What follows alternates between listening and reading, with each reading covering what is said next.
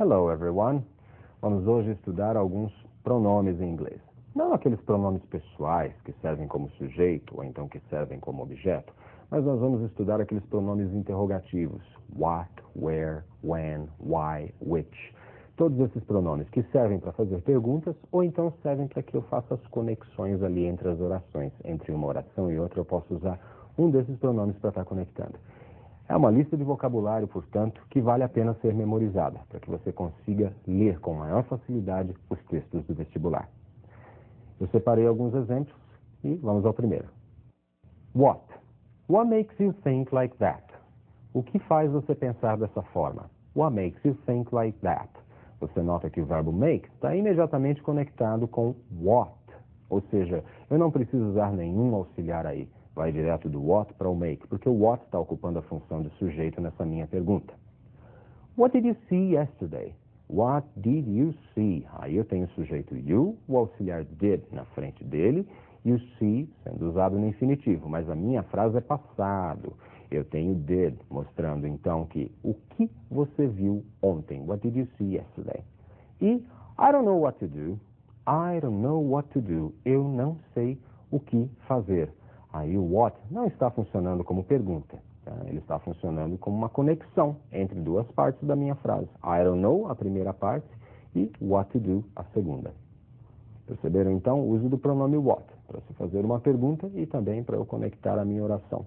A primeira parte com a segunda parte. What, o que? Vamos ver mais um exemplo? Who é outro pronome. Who are you? É uma pergunta muito utilizada, vocês devem conhecer essa pergunta já. Who are you? Quem é você? I don't know who she is. Eu não sei quem ela é. I don't know who she is. O uso do pronome who, portanto, pode ser para fazer pergunta ou então pode ser para conectar as partes ali da minha frase também. Da mesma forma que o what. Who, quem. Vamos ver mais um pronome? Whom. Esse whom é um parente do who. Whom were you talking to? Ou seja, com quem você está falando? Whom were you talking to? Com quem você está falando? Você é o sujeito, você está falando com alguém. Whom é esse alguém. Ele funciona como objeto, perfeito? Então, o who é o sujeito, agora o whom, ele funciona como objeto da frase. I don't remember whom she was talking to. Eu não me lembro com quem ela estava falando. I don't remember whom she was talking to. Então, o whom aí conectando uma frase à outra e funcionando também como objeto, objeto do verbo talking to. The man whom I was talking to is my boss. Eu posso refazer essa frase usando that.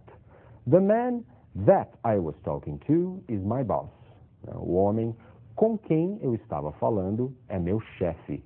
Ou ainda, eu posso refazer essa frase sem nenhum dos dois e dizer The man I was talking to is my boss.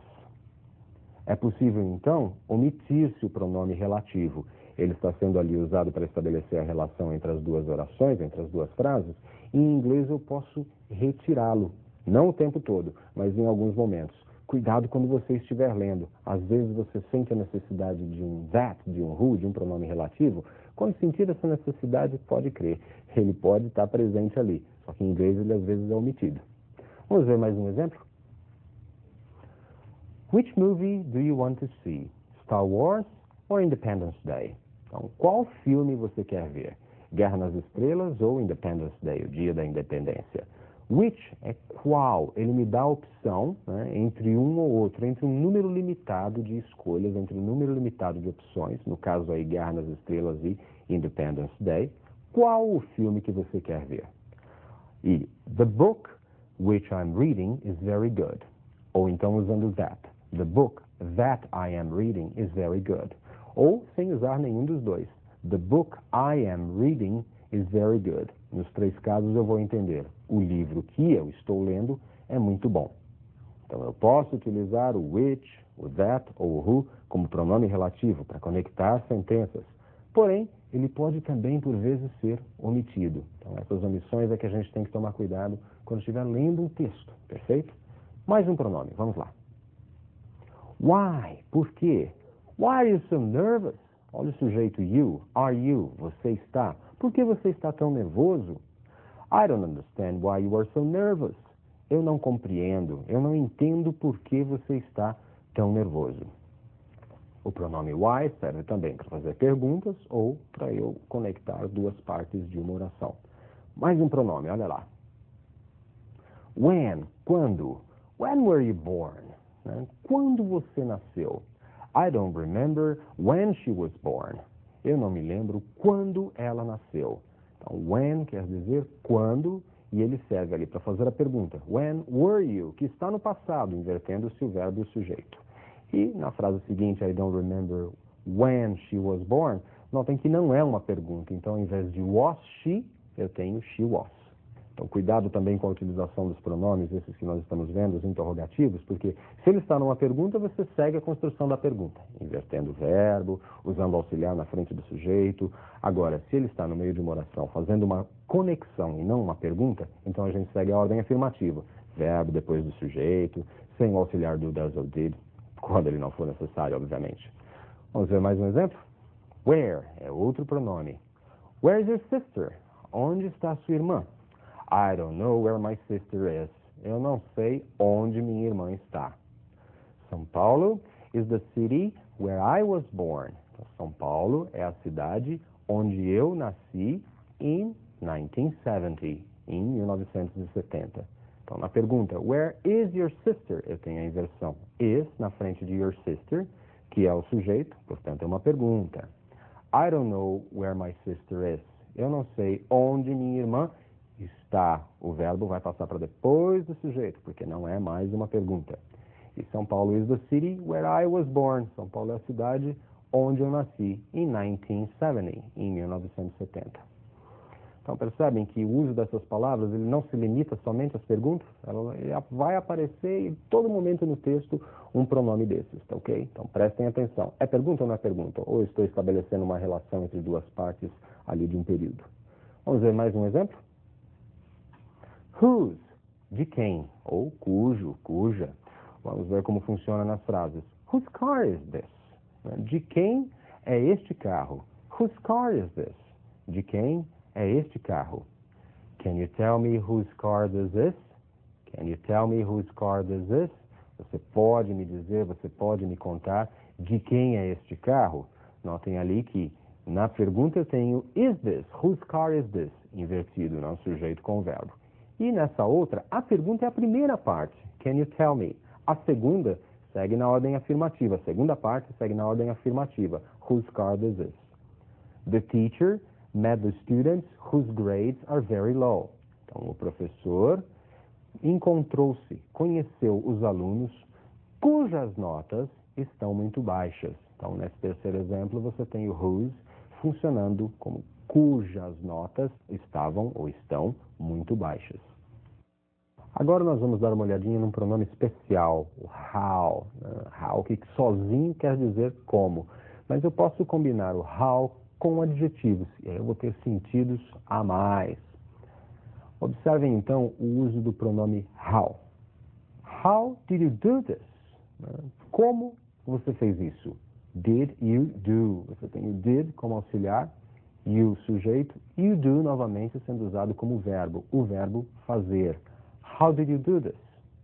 I don't understand how you did this. I don't understand how you did this. Eu não entendo como você fez isso. I don't understand how you did this. E notem que aí eu estou usando did como verbo. You did. Você fez. Como você fez isso. Então, funcionando sozinho, o how quer dizer como. E pode servir também para fazer as minhas perguntas, ou então pode servir também para fazer as conexões entre as orações.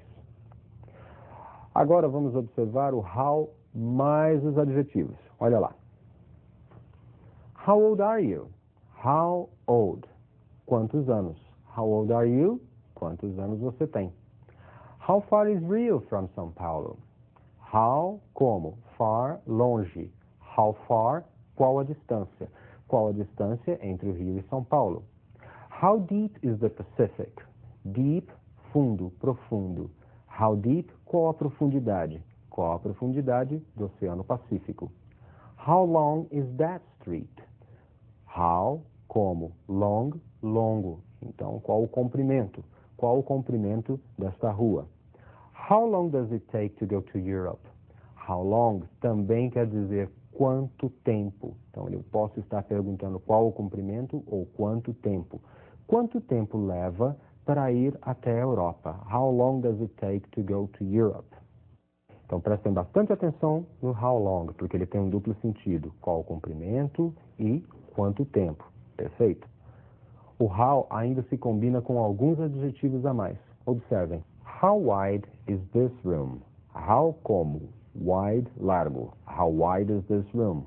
Qual a largura desta sala? How much did you pay for the car? How, como. Much, muito. How much? Quanto?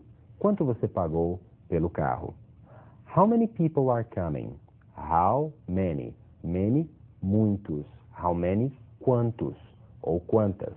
Quantas pessoas estão vindo? How often do you travel?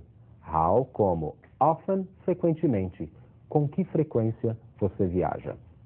Percebeu que o how pode ser combinado com várias outras palavras e ele assume sentidos diferentes, mas sempre com a ideia de algum quantitativo, não é isso? Vamos agora acompanhar uma historinha onde aparecem alguns desses pronomes? Olhe lá. The man that you just examined walked out the office, had a heart attack, and dropped dead in the hall. What should I do? Turn him around so it looks like he was coming into the office. Percebeu a historinha? Vamos traduzir? The man that you just examined walked out the office, had a heart attack, and dropped dead in the hall. What should I do?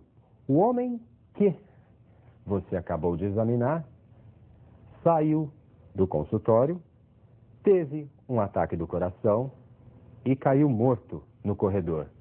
O que eu devo fazer? Turn him around, vire-o, so it looks like he was coming into the office. Vire-o de modo que pareça que ele estava entrando no consultório. Legal, pessoal. Foi uma piadinha para vocês perceberem ali o uso de alguns pronomes a mais, para que vocês tenham mais vocabulário e mais conhecimento para estar enfrentando o vestibular, não é isso? Na aula que vem tem mais. Um abraço. Bye, bye.